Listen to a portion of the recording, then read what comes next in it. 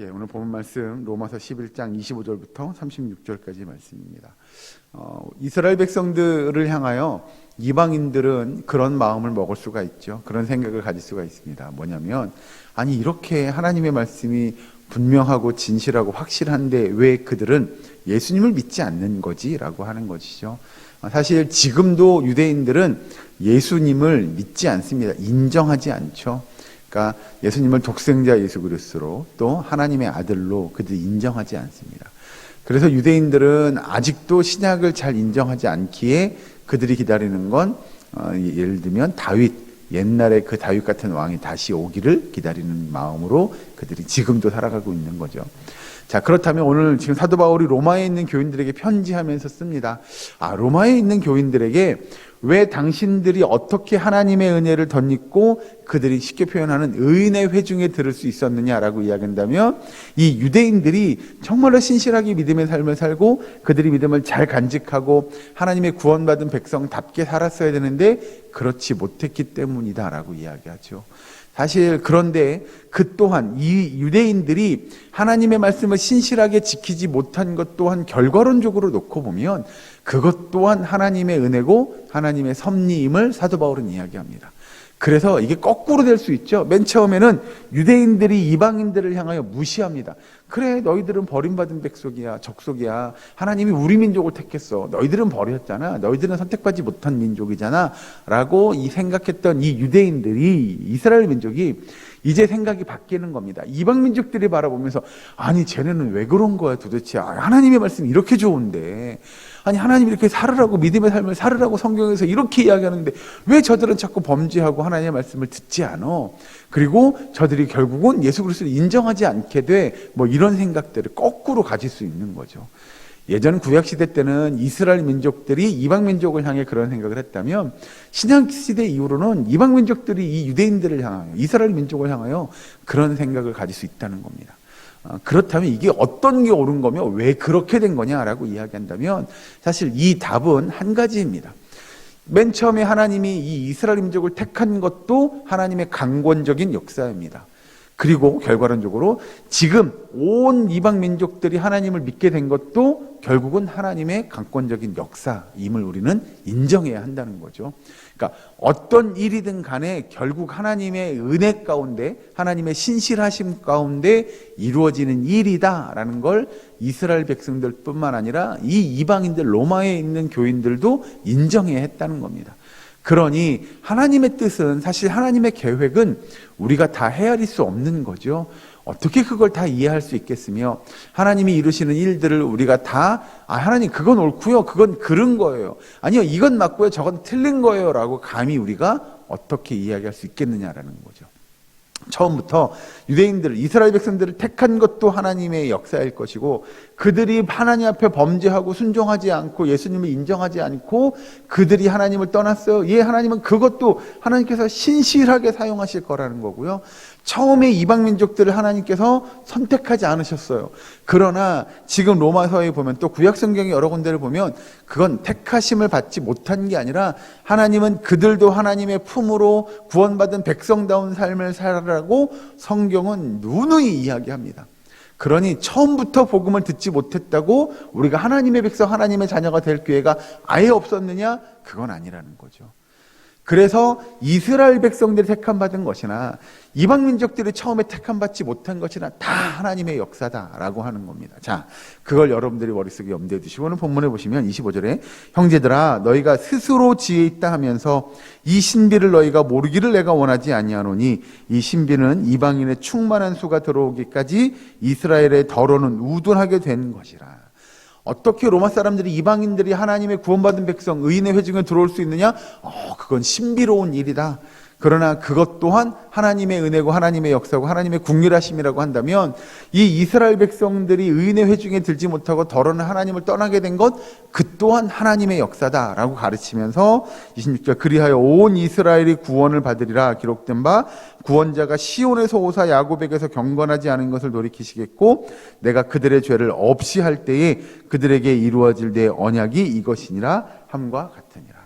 여러분, 궁극적으로 이스라엘 민족이 지금 예수 그리스도를 인정하지 않으나 언젠가 그 시간이 다 이루어지고 나면 이스라엘 민족이 그 하나님을, 예수 그리스도를 인정하는 날이 분명히 올 거다라고 이야기하죠.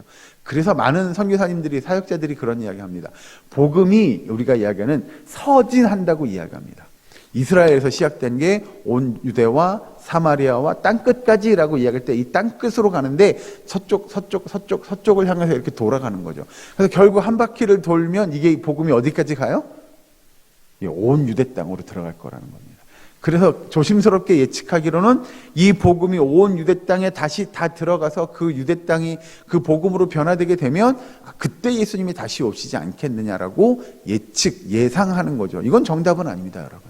그런데 지금까지 우리가 얘기하는 복음의 역사, 기독교 역사 이렇게 보면 이게 유럽으로, 미국으로, 아시아로 이렇게 넘어서 다시 우리가 얘기하는 고대근동 아시아 쪽으로 갈 거다라고 이야기하는 거죠. 지금의 이제 이스라엘 땅으로 다시 복음이 들어갈 거다. 그래서 많은 사람들이, 많은 선교사들이 그 땅으로, 그 지역을 놓고 기도하면서 복음 전하러 선교하러 가는 이유가 그런 이유입니다.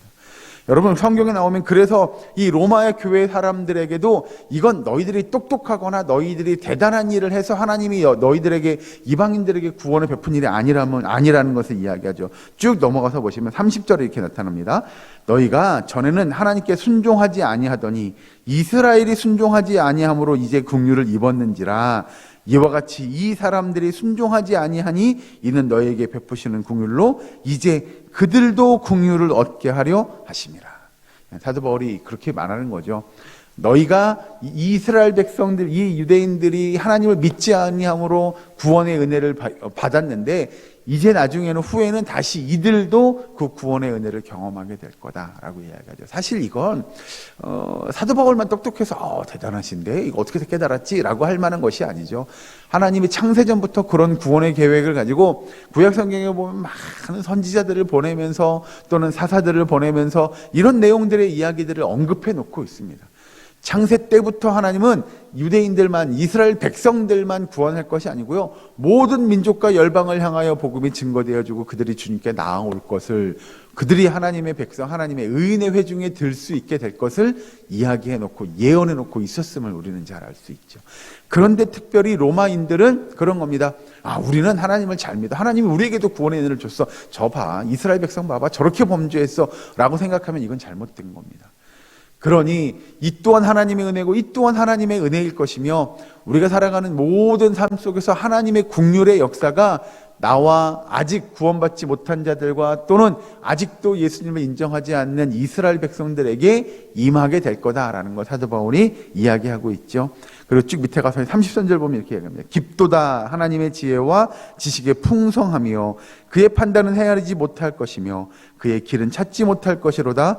누가 주의 마음을 알았느냐? 누가 그의 모사가 되었느냐? 누가 주께 먼저 드려서 갚으심을 받겠느냐? 이는 만물이 주에게서 나오고 주로 말미암고 주에게로 돌아감이라. 그에게 영광이 세세에 있을지어다. 아멘. 결국 이 사도 바울이 11장을 끝마치면서 이렇게 이야기합니다.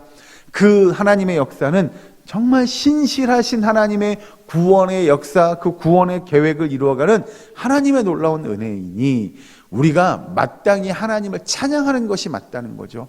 그 찬양하는 건 결국 뭐예요? 우리가 겸손해야 함을 이야기합니다. 왜요? 구원은 내가 잘해서, 우리 민족이 특별해서, 하나님이 우리 민족만, 나에게만 이런 건 아니라는 거죠. 이건 하나님의 은혜고 하나님의 긍휼하심이고 하나님의 신실하심이고 하나님의 구원의 계획을 이렇게 이루어가는 과정 중에 나도 또는 우리도 또는 그들도가 되어야 하는 거지, 이게 잘못 이해하면 나만, 우리만, 우리 민족만, 그들은 아니야 라고 생각하게 되면 이건 오해라는 겁니다. 여러분, 오늘 하루도 하나님께서 우리에게 주신 구원의 기쁨과 감사와 감격을 누리며 살아가는 저와 여러분 되기를 주의 이름으로 축원합니다. 그러나 더 중요한 건 나뿐만이 아니라 아직도 주님을 모르는 많은 이들이 주님께 돌아올 수 있는, 그들도 하나님의 백성, 하나님의 자녀가 될 수 있음을 인정하고 그들에게 복음을 증거하고 우리의 삶을 통해서 주 예수 그리스도의 살아계심을 나타낼 수 있는 저와 여러분이 될 수 있기를, 우리 사랑교회 모든 건속될 수 있기를 주의 이름으로 간절히 축원합니다.